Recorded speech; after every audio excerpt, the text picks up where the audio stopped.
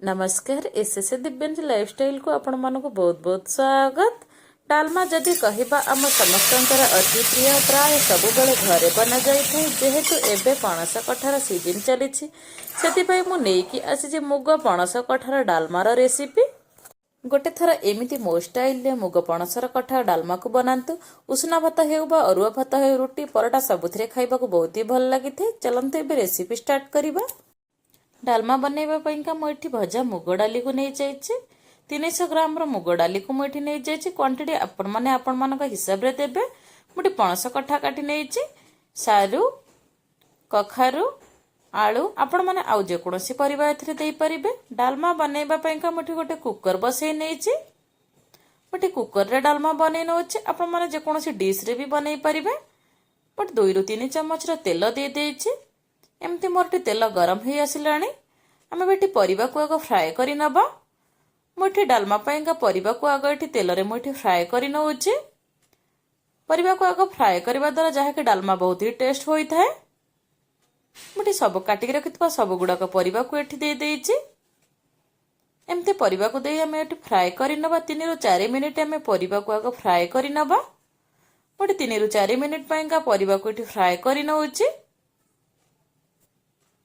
Gas flame को लो रे रखी आम ये फ्राए करि नबा। मुझे स्वाद अनुजाई लुण दे देइछि। मुझे आधा चामच रु अधिक एठी दे देइछि हल्दी पाउडर। हल्दी पाउडर मुझे टिके अधिक देइछि जहा कि डालमा कला न देखा जिबा पाइंका जेहेतु मुग डाली कठा भी पड़ीछि एथिरे। मुठे हल्दी पाउडर टिके अधिक देइछि। एमती हल्दी पाउडर लुण को दे आम एठी एमती मिक्स करि नबा। मुठी एमती मिक्स करि नेइछि। एमती 3 ରୁ 4 मिनिट पाइंका मुझे एमती फ्राए करि नेइछि। सब गुड़ाक परिबा को एमती फ्राए हो आसिलानी। मोर एबे मुझे मुग डाली को भल से धोई नेइछि। मुझे डाली को दे दउछि।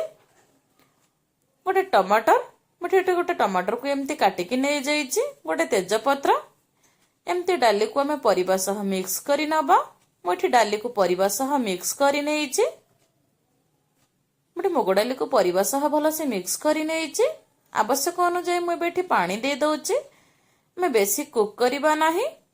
मुझे परिबा बुड़ीबा पर्यंत पानी दे देइछि। एमती आम कभर करि नबा। मुझे कुकर रो लीड को कभर करि नेइछि। मुझे कभर करि नेइछि। आम एठी 2टा सीटी दबा। हाई फ्लेम रे 2टा सीटी दबा। मुझे बेसी सिझेबा नाही जहाँकि अधिक सीझीगले भल लगी न था। मोर 2टा सीटी दे देइछि। मोर एबे कुकर ठंडा ही आसिलानी। मुझे काढ़ी देखौछि। मोर देखि पारुथिबे डाली एठी केमती मोर भल से सीझी जाइछि। परिबा भी सब गोटा गोटा अछि। परिबा भी बेसी अधिक सीझी नहीं मोर एठी। मुझे देखौछि मोर पणस भी सीझी जाइछि। हम एबे को काढ़ी नबा। मुझे दे दउछि गरम पानी दे दउछि। ठंडा पानी बिल्कुल देबे नाही। मुझे गरम पानी दे दउछि। एमती गरम पानी देया को हम एमती मिक्स करि नबा। मुठी एमती गरम पानी देया को एमती एबे मिक्स करि नेइछि। आपण माने हिसाब रे पानी देबे। मुठी मो हिसाब रे पानी देइछि। मुठी बेसी मोटा बा बेसी पतला एठी करि नाही। एमती मीडियम साइज रो डालमा को रखिछि। चलंतु आमे एबे एथिरे गोटे तड़का देबा। तड़का बा छुंक देबा। एथिरे छुंक देबा पई मुठी ओटे कड़ाई बसई नेइछि।